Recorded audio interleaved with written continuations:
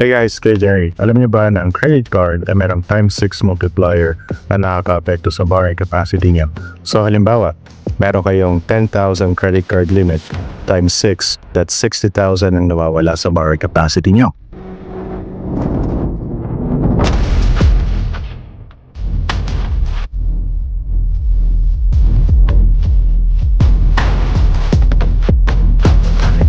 Alam niyo ba, isa sa metric na titingnan natin ay yung affordability ng isang area para sa kanilang locals, meaning yung mga potential na home buyers sa pupunta.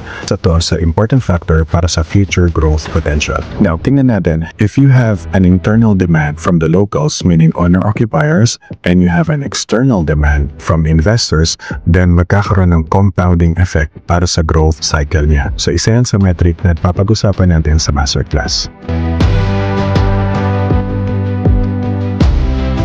Ilan lang yan sa ating mga pag-uusapan dito sa aking seminar.